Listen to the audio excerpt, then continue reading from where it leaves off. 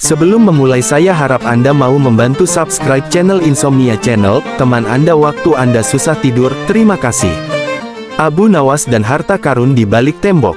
Pada suatu hari di sebuah kota yang makmur di Jazirah Arab, hiduplah seorang lelaki cerdik bernama Abu Nawas. Ia dikenal luas sebagai penasehat rakyat dan sahabat para fakir miskin. Meskipun hidupnya sederhana, pikirannya tajam bagaikan pedang, dan hatinya lembut seperti kapas. Suatu hari, kota itu digegerkan oleh sebuah pengumuman dari istana. Barang siapa dapat menemukan harta karun yang tersembunyi di balik tembok kota lama, maka ia akan diberi emas sepikul oleh raja. Tembok kota lama adalah reruntuhan tua yang penuh cerita mistis. Konon, harta karun peninggalan nenek moyang tertimbun di baliknya. Banyak orang mencoba menggali, mencari, bahkan memakai jimat dan doa-doa, namun tak satu pun berhasil. Berita ini sampai ke telinga Abu Nawas. Namun, ia tidak serta-merta bergegas ke sana seperti warga lainnya. Ia malah duduk di bawah pohon kurma sambil merenung. Kalau semua orang mencari harta itu dengan cangkul dan sekop, mengapa aku tidak mencarinya dengan akal? Gumamnya. Keesokan harinya, Abu Nawas membawa satu peti kayu kosong ke hadapan raja dan berkata, "Paduka, hamba sudah menemukan harta karunnya." Raja terkejut. "Di mana kau menemukannya? Dan mana buktinya?" Abu Nawas membuka peti itu. Kosong. Raja berkerut dahi. "Ini harta yang tidak terlihat, Paduka. Tapi nilainya lebih dari emas." Raja tertawa kecil. "Apa maksudmu, Abu Nawas?" Abu Nawas tersenyum. "Izinkan hamba bercerita." Ia pun mulai berkisah. "Beberapa hari lalu, saya menyamar sebagai pengemis dan duduk di balik tembok kota.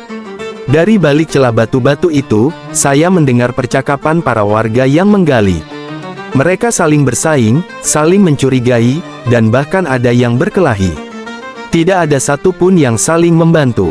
Mereka lupa satu hal, bahwa harta karun sejati adalah kebersamaan dan kepercayaan." Raja terdiam, lalu tertawa geli. "Lalu kenapa kau datang membawa peti kosong?" "Karena di dalam peti inilah saya kumpulkan semua keserakahan orang-orang yang saya temui," jawab Abu Nawas. "Kosong." Sontak seluruh istana terdiam. Tak lama, raja mengangguk. "Sungguh, engkau bukan hanya lucu, tapi bijaksana." Namun, cerita tidak berhenti di sana. Beberapa hari kemudian, seorang menteri kerajaan datang tergopoh-gopoh ke rumah Abu Nawas. "Abu Nawas, raja meminta bantuanmu. Peti perbendaharaan kerajaan hilang." Abu Nawas terkejut. "Hilang? Dicuri?" "Iya, dan tak ada jejak siapapun." Abu Nawas mengelus jenggotnya. Baiklah. Aku minta seluruh penghuni istana dikumpulkan di halaman malam ini. Bawa juga sebatang tongkat untuk masing-masing orang." Malam itu, raja, para menteri, pengawal, juru masak, dan semua pelayan istana berkumpul. Masing-masing memegang sebatang tongkat kayu. Abu Nawas berkata lantang, "Salah satu dari kalian adalah pencurinya. Tapi tongkat ini akan membuktikannya." Semua terdiam. Abu Nawas melanjutkan, "Tongkat ini memiliki sihir. Jika pemilik tongkat adalah pencuri, maka tongkatnya akan bertambah 1 jengkal esok pagi." Mereka semua diminta membawa tongkat pulang dan tidur dengannya. Esok harinya, mereka berkumpul kembali. Abu Nawas memeriksa semua tongkat, dan tersenyum saat melihat tongkat milik seorang pengawal sedikit lebih pendek. "Ini pencurinya," seru Abu Nawas. Raja terkejut. "Bagaimana kau tahu?" Abu Nawas menjelaskan, "Saya tidak menaruh sihir apapun pada tongkat itu. Tapi saya tahu si pencuri akan takut tongkatnya bertambah panjang, jadi malam tadi ia memotong sedikit tongkatnya. Itulah cara saya menemukan pelakunya." Raja kagum. "Sungguh akalmu lebih tajam dari 1000 pedang, Abu Nawas." Raja pun mengembalikan peti emas ke istana, dan memberikan Abu Nawas hadiah emas 1 kantong penuh.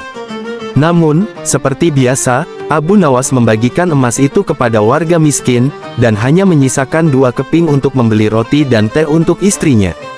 Fatimah, istrinya, tersenyum bangga. "Kau memang tidak kaya harta, tapi hatimu lebih kaya dari raja manapun." Abu Nawas dan kuda terbang raja.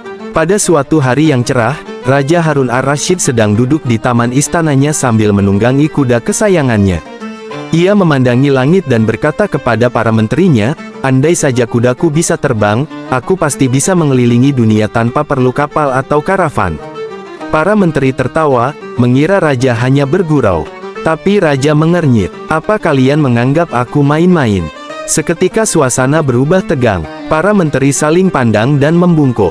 "Paduka," salah satu menteri mencoba menenangkan, "hamba yakin keinginan Paduka bisa diwujudkan oleh seseorang yang sangat cerdik."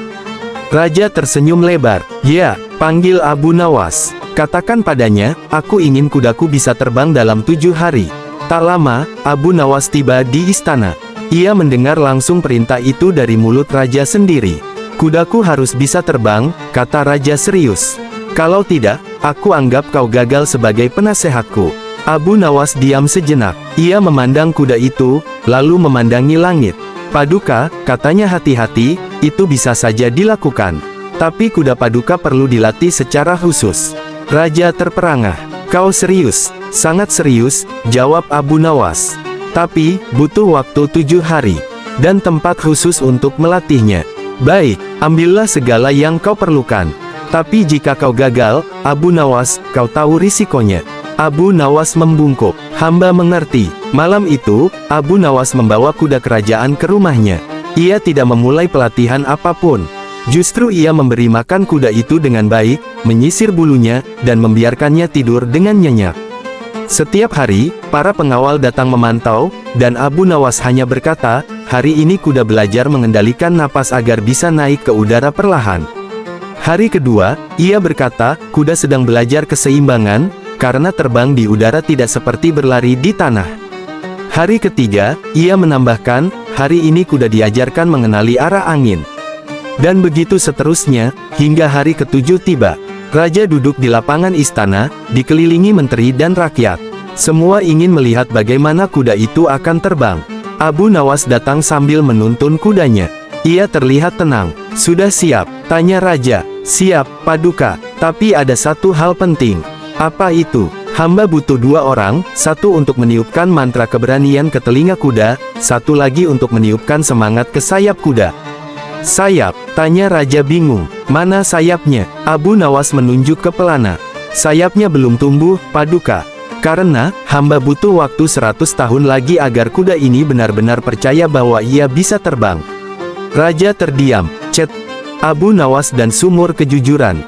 Pada suatu hari yang terik di Baghdad, Raja Harun ar-Rasyid mendapat laporan bahwa rakyatnya mulai gemar berdusta demi keuntungan pribadi. Para pedagang menaikkan harga dengan alasan palsu, penjual roti mencampur tepung dengan pasir, dan bahkan beberapa pegawai istana menerima suap. Raja murka. "Kita butuh alat untuk mengetahui siapa yang jujur dan siapa yang pendusta." Salah satu menteri berkata, "Paduka, kenapa tidak meminta Abu Nawas menciptakan alat itu? Ia pasti bisa menemukan caranya." Raja setuju. "Panggil Abu Nawas sekarang juga." Tak lama, Abu Nawas menghadap raja. "Abu Nawas," kata sang raja, "kau harus membuat alat yang bisa membedakan orang jujur dari pendusta." Abu Nawas tersenyum tenang. "Hamba akan melakukannya, Paduka. Tapi hamba butuh waktu 3 hari, dan 1 sumur tua." "Sumur?" tanya raja bingung. "Ya, dan biarkan hamba bekerja tanpa diganggu." Raja mengangguk. "Baiklah. Tapi ingat, aku ingin bukti nyata." 3 hari kemudian, Abu Nawas kembali menghadap raja. "Hamba telah membuatnya, Paduka. Sumur itu sekarang adalah sumur kejujuran. Siapapun yang berdusta di dekat sumur itu, akan terjatuh ke dalamnya." Raja terkejut. "Benarkah begitu hebat?" "Hamba tidak main-main, Paduka. Ajaklah siapa saja untuk mencoba." Raja pun mengumpulkan rakyat di alun-alun. Ia membawa para menteri, pedagang, dan pejabat. Semua berkumpul di sekitar sumur tua yang sudah dihias Abu Nawas dengan kain-kain putih dan tulisan, "Barang siapa berdusta, sumur ini akan membukanya." Satu persatu rakyat diminta maju dan mengucapkan sesuatu. Jika mereka jujur, tidak terjadi apa-apa. Tapi jika mereka berbohong, tiba-tiba mereka terpeleset atau terjatuh ke dalam sumur yang ternyata dangkal dan dipenuhi lumpur. Seorang pedagang maju dan berkata, "Saya tidak pernah menipu timbangan." Tiba-tiba kakinya tergelincir dan jatuh ke dalam sumur. Semua orang tertawa, tapi raja menatap tajam. "Bersihkan dirimu, lalu bayar dendamu." Yang lain berkata, "Saya tidak pernah mengambil suap." Dan, biur, masuk ke dalam sumur. Namun saat giliran menteri utama datang, ia ragu. Ia berbisik pada Abu Nawas, "Sumur ini sihir sungguhan. Abu Nawas berbisik balik, bukan. Aku hanya melapisi batu lantai sumur dengan minyak licin, dan menaruh papan goyang. Orang yang gugup dan berbohong, gerak tubuhnya akan lebih mudah terpeleset. Menteri itu kaget. Jadi ini, tipuan. Tidak sepenuhnya, kata Abu Nawas. Ini bukan sihir, tapi cara agar orang takut berbohong di depan umum. Raja yang mendengar pembicaraan itu tersenyum puas. Ia berdiri dan berkata lantang, "Wahai rakyatku, sumur ini mungkin bukan sihir, tapi siapapun yang berdiri di dekatnya, akan merasa diawasi oleh nurani sendiri. Itu cukup untuk membuat orang takut berbohong." Rakyat bersorak. Sejak hari itu, sumur kejujuran menjadi tempat peringatan. Siapapun yang ketahuan berdusta di kota CTGPT dapat membuat kesalahan.